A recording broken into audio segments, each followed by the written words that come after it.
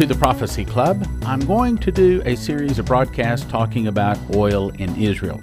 The first question I want to answer is there oil in Israel? And does the Bible specifically say that this oil is not going to be given to Israel until the last days? Now, I've got some really interesting information that I've run across. I cannot give you all of it because, well, that would be giving away the whole farm. I mean, since 1953, there's been like over 505 holes drilled in Israel looking for oil. And out of the 505 holes, only 7 of them are producing oil at this day. So it has been a dismal failure. So would it be an advantage to people that have the money and the drilling rig to go to Israel and to drill if you could tell them where to drill so that they would hit the oil rather than hitting a dry hole? Of course. Would it be an advantage if you could tell them the approximate depth that they're going to have to drill to so that they will be willing to drill to that depth rather than quitting before they hit the oil? And obviously the answer is yes.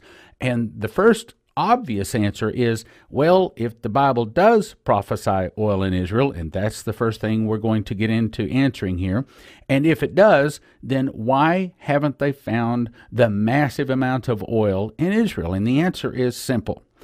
Well, let me rephrase that. There's 2 answers. One is the simple answer, the physical answer that says, well, either they haven't been drilling in the right place, or they didn't drill deep enough to hit the mother lode, okay? And there is a spiritual answer, and the spiritual answer is that basically they haven't turned to God, but we're going to talk about all of that in today's program.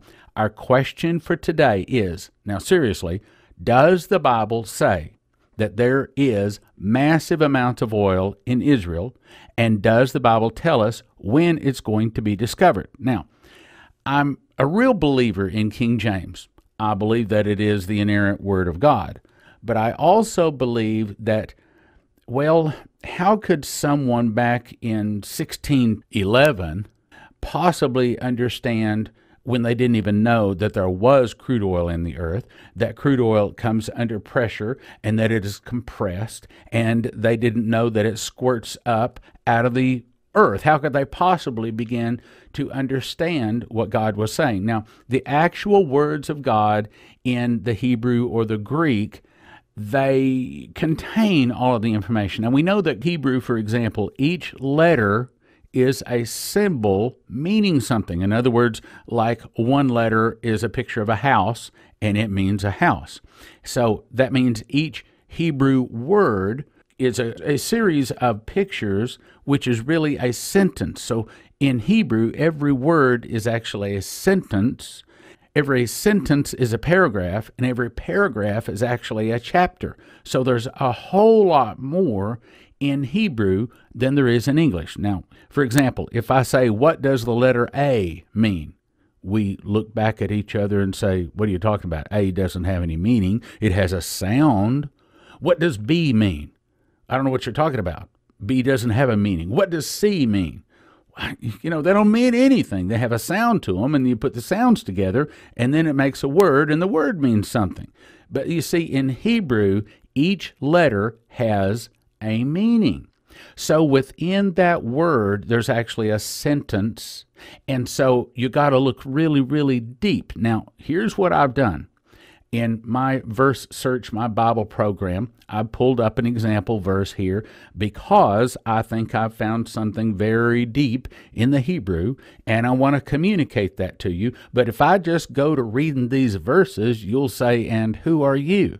You know, you'll look cross-eyed at me and say, and why should we believe you? Why should we think that you have some deeper understanding in the Bible than what King James of 1611 had? Okay, well, here's why. All right, so I've chosen Isaiah 45:3 as an example. Now, here's the verse. It says, and I will give thee the treasures of darkness and hidden riches of secret places, that thou mayest know that I, the Lord, which called thee by thy name, am the God of Israel. Okay, I read that and I don't see anything spectacular in that. I don't see anything in that verse that says anything about oil or says anything about big blessings coming. It doesn't say anything particularly that makes me want to jump up and down, okay? So I go to my Bible program. I push F10. It brings up the Hebrew words in that sentence. Now, you have to remember, sometimes it takes 2 or 3 English words to describe an American or an English word. And then, as there are different meanings within each word, in other words, like when we say run, what does that mean? Does that mean that our feet are moving fast? Or is that what paint does? Or is that what our nose does when we have a cold? I mean, there's different meanings for run. Now, I'm going to push F10. It brings up the first Hebrew word, Strong's reference number. And if you'll stay with me, by the way, here for just about 2 minutes, 3 minutes, give me a chance to explain to you what I'm doing, going back, digging into the Hebrew meaning. Then I'm going to move quickly, and I'm going to let some sparks fly. I'm going to say some things on this radio broadcast that are not in my 3 DVDs, though they are very good. I mean, every time I study into the oil scriptures, I see something more. And I've been studying into them more, and I have found some more things that I'm very excited about. And I must go ahead and give you that disclaimer. And that is, I cannot say legally that I know exactly where to drill, or that I will ever hit oil in Israel, or that I am the one that will find it, or that I will ever be given the money to drill. I mean, all of this is legally got to be just for entertainment purposes. All I'm doing is teaching Bible prophecy with no guarantees, no offering the sale of any kind of securities, okay? If you want to find out anything about our vision to find oil in Israel, you got to call 877-OIL-ISRAEL. That's 877-645-4772. I'm not discussing it here on the radio. None of this is offering a security. Now that I've given that disclaimer, let me go into it. Strong's reference number 5414 is the word Nathan. However, the 3 words the King James uses to describe that is give thee thee, as in Thee, 2 E's, and then thee. Give thee thee. However, the Hebrew word means simply to give. It says it's used with great latitude of application. Okay, fine. That doesn't tell us much. Let's go on to the next word. Then the next word is outsar. It means a depository. King James puts it as treasures of. Next word, kosak, which means the dark, darkness, misery, destruction, death, ignorance, sorrow, wickedness. All right, now, if we are understanding that God is using these verses to talk about giving oil to Israel, which one most closely describes possibly oil in Israel? We would probably say the dark or darkness. Not misery, death, or none of that stuff. Okay, now let's move on to the next word. Next word for hidden is matom. That's the best way I can pronounce it. It means a secret storehouse. Oh, now that tells us a whole lot more. The next possible meaning is hence a secreted valuable. Third meaning is money. Now, is that a better meaning, a deeper understanding than what King James gives us? And again, I'm not criticizing King James. I believe it is accurate. I believe it is the Word of God. It is the only version that I read from and teach from. So I'm not criticizing King James, but I am looking for a deeper understanding, and that's good to do. Now, King James translates that word as hidden, but the other meanings are a secret storehouse, a secreted valuable, or money. Wow, that gives us a whole lot more to go on. Now let's go on to the next word, because we're going to put all this together here in just a minute. King James is riches of. The word in the Hebrew is, guess what? The same word. 4301 and 4301, this Maotown, it's put in the scriptures twice, meaning a secret storehouse, a secreted value, or money. Let's keep going.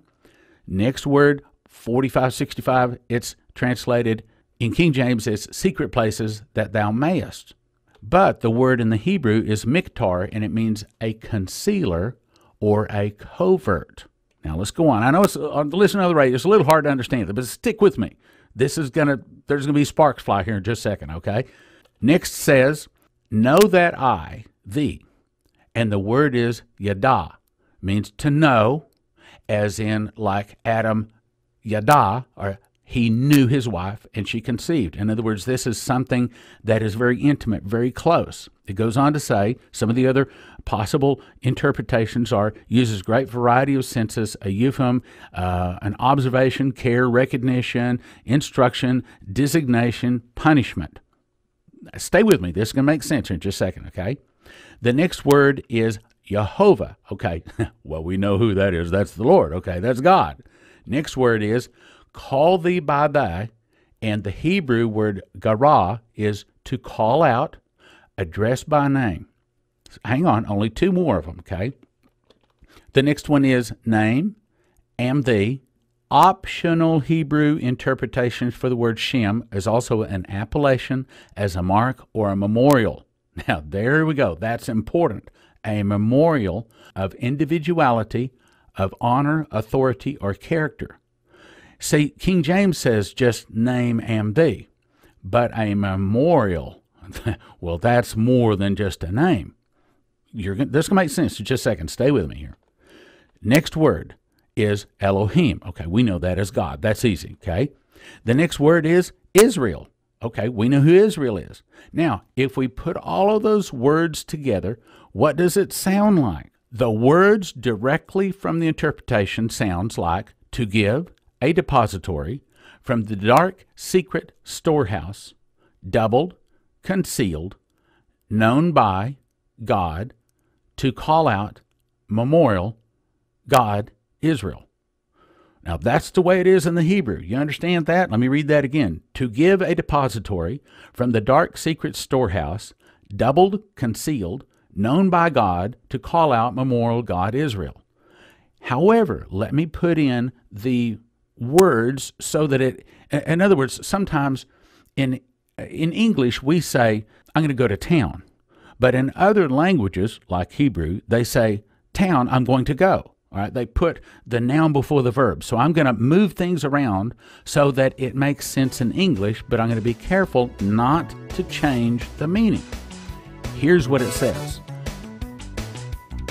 We'll be right back after this message. The Prophecy Club had 6 exciting speakers, which made 11 awesome DVDs in October. Shane Warren spoke on The Storm, Judgment, and Revival. Bill Federer did 4. Change to Chains, Islamic Conquest, Past and Present, 32 Miracles in American History, and Origins of the Great Awakening. Bree Keaton did 2. Go Rescue the Pygmies and Translations to Heaven. Maurice Sklar spoke on Revelations for the Midnight Hour. Daniel Dave spoke on I Saw the Dollar Dead. Michael Boldea did 2. The Suffering or the Glory and Dreams and Visions from God. That's 11 new DVDs, most 2 to 2.5 hours, valued at $330, all available for a gift of just $200. If you've already placed an order for one of the earlier gift offers, you may call in and add the extra gift and get your order upgraded to the full offer. That's 785-266-1112. You want to ask for the October gift offer, 11 DVDs, 2 to 2.5 hours each, valued at $330, available for a gift of just $200. Call 785-266-1112 or go to prophecyclub.com. The next speaker at the Prophecy Club is Augusto Perez. Pastor Perez has had 44 dreams and visions and several angel visits, showing him some amazing things about the future of America. He will share as many of these dreams and visions as possible from 7 to 10:30 Saturday, January the 5th at the Prophecy Club, 2540 Avenue K in Plano. Topics are the Great Shaking, the vision of the 3 stars, the coming famine, the glory cloud, the double portion outpouring, the coming attack on the U.S., the Great Darkness, the super devaluation of the dollar, the appearance of a celestial body, and much more. Order the DVD End of Times at prophecyclub.com. That's Augusto Perez, Saturday, January 5th at the Prophecy Club, 2540 Avenue K in Plano, corner of Park and K behind the Whataburger. Gift of $10 at the door. Doors open at 6, speaking from 7 to 10:30. See you there! And now, back to the program. God will give a double portion from a depository, from a dark, secret storehouse known by God as a memorial between God and Israel. Now, let me read what King James says again, and then my understanding, and see if this doesn't make more sense to you, and then we're going to get into the fireworks, okay?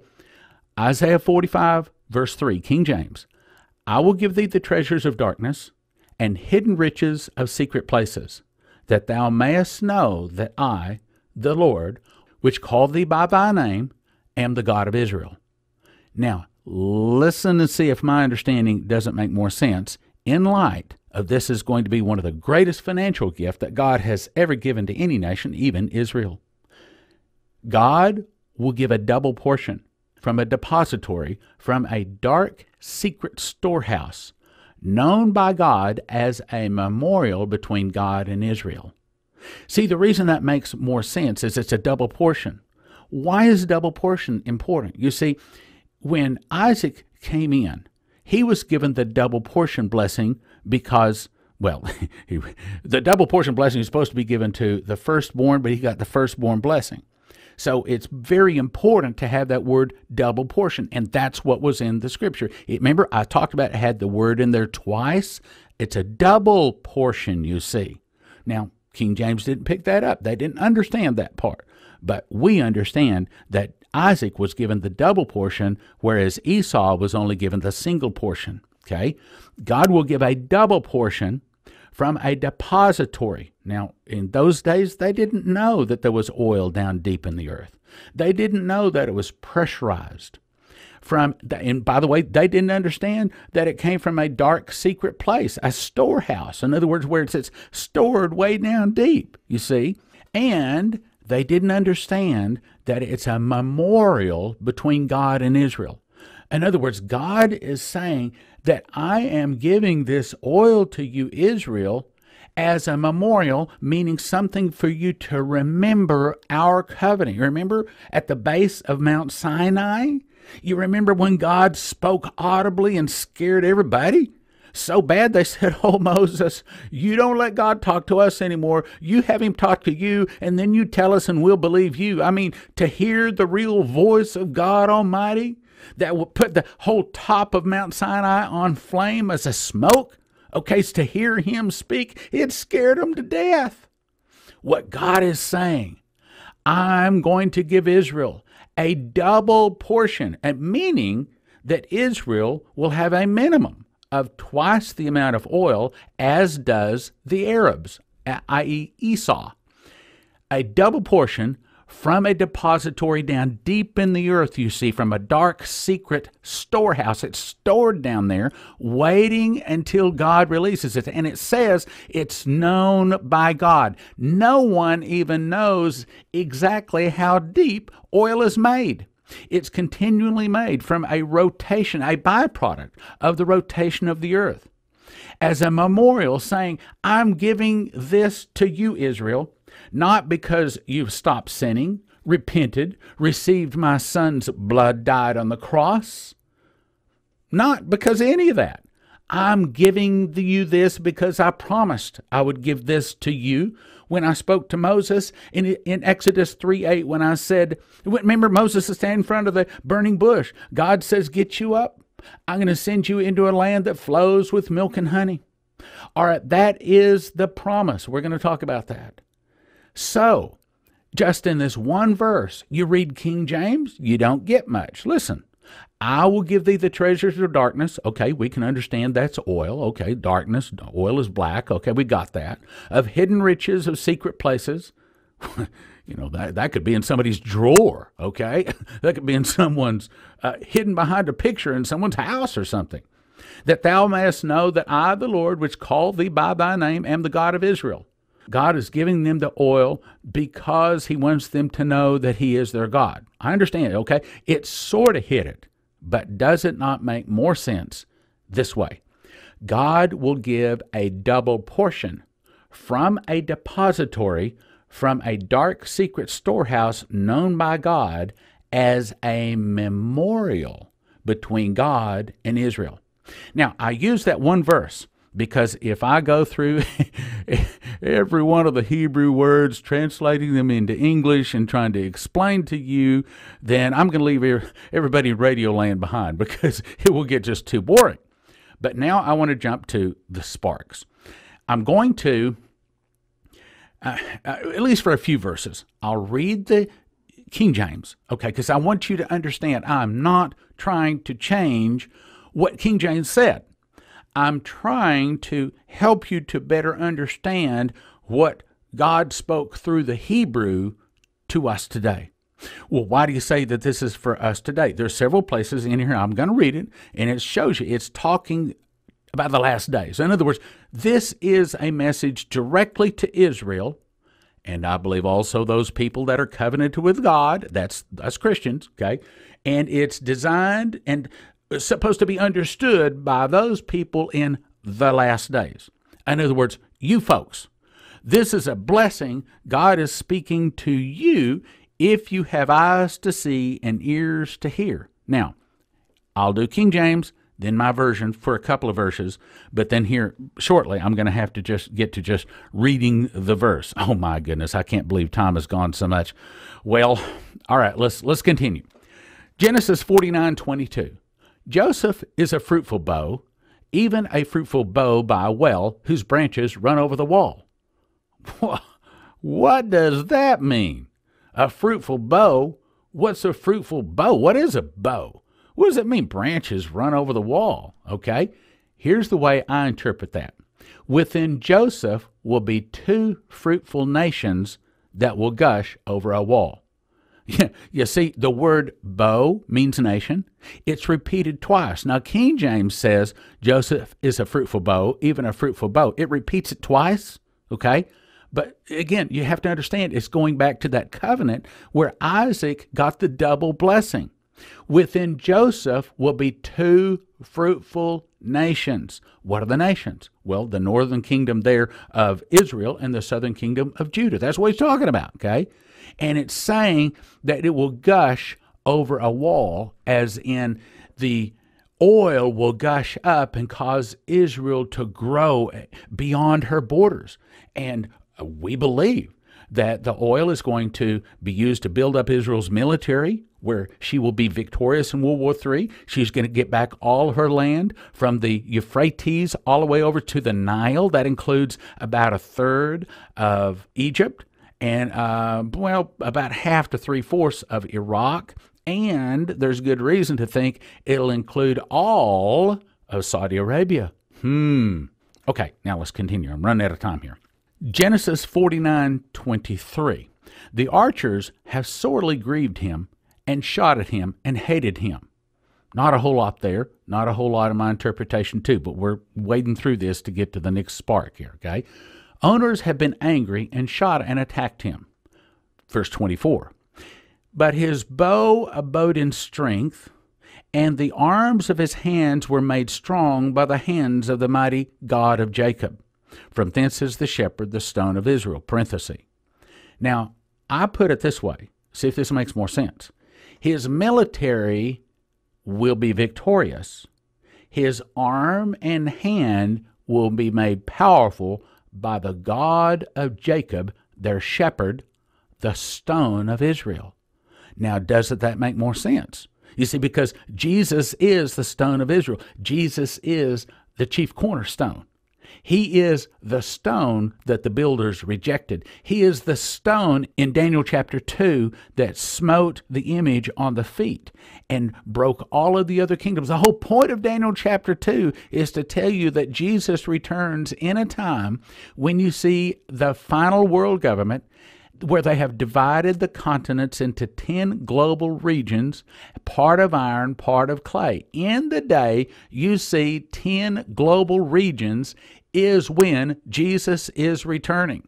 So anybody that tells you, oh, Jesus could return any day now, the return of Jesus is imminent, well, they do have a hole in their head, or they haven't read Daniel chapter 2 or understood it. The whole point of Daniel chapter 2 and the whole point of the statue dream was to tell you that Jesus returns when there is 10 regions in a world government. And until we see that, the stone is not returning. That Jesus is not returning. Okay, now I'm running out of time. Let's go on to the next one. Genesis 49:25. Even by the God of thy father, who shall help thee, and by the Almighty, who shall bless thee with blessings of heaven above, blessings of the deep. Okay, it's kind of pointing at oil there, but we're going to get better than that. Blessings of the deep that lieth under, blessings of the breasts and of the womb. However, there's a whole lot more there. Here you go. My version. The God of your fathers will protect and bless you and give you prosperity from heaven above, prosperity coming from the abyss, as in down really deep, that will gush from underneath. Now listen to this, squirting prosperity like the breast of a fair maiden. And that is really a better interpretation of what it's talking about. Well, wait a minute, Stan, wait a minute. You see, when oil under pressure squirts up, like, for example, Spindletop squirted up some 200 feet in the air, they couldn't get it stopped for 9 days, all right? You see, oil squirting up like that, you might say that that's like the breast of the earth.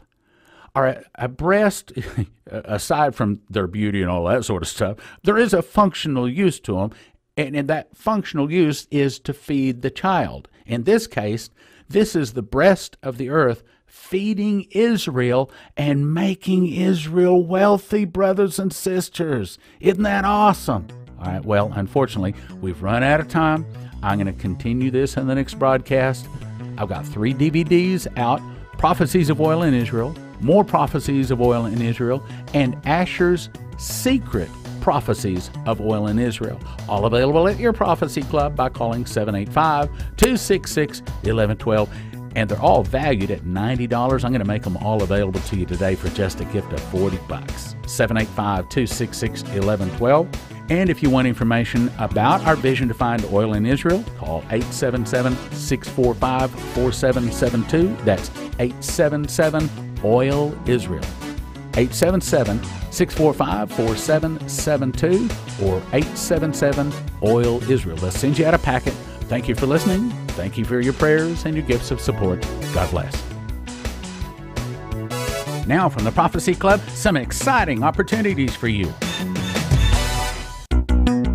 The next speaker at the Prophecy Club has been teaching Bible prophecy for over 20 years, made 27 DVDs. He'll speak on Daniel verse by verse, using 441 slides, 350 pictures, 53 maps, and 18 charts. You will better understand Daniel, and I'm talking about myself, Stan Johnson. I will answer questions such as, have the sorrows begun? What bloodline, empire, and region does the Antichrist come from? How can we recognize the Antichrist? How does the Antichrist gain control? What does he do? Who is the leopard? And what are the 9 signs of Jesus' return? 8 hours, 4 widescreen DVDs, a gift of $75 or upgrade for $30. Find out about it at prophecyclub.com or call 785-266-1112. That's Daniel verse by verse, speaking Friday, January 4th, 7 to 10:30, Saturday the 5th, 9 to noon, 2 to 5, Sunday from 9:30 a.m. to 10:15 at the Prophecy Club, 2540 K Avenue in Plano, on the corner of Park and K behind the Whataburger. Gift of $10 at the door or $20 for all the Daniel talks. See you there! If you would like to find out more about our vision to find oil in Israel, call 877-645-4772. That's 877-OIL-ISRAEL or 877-645-4772. That's 877-OIL-ISRAEL or 877-645-4772. There's no obligation. They'll send you out a free packet explaining our vision.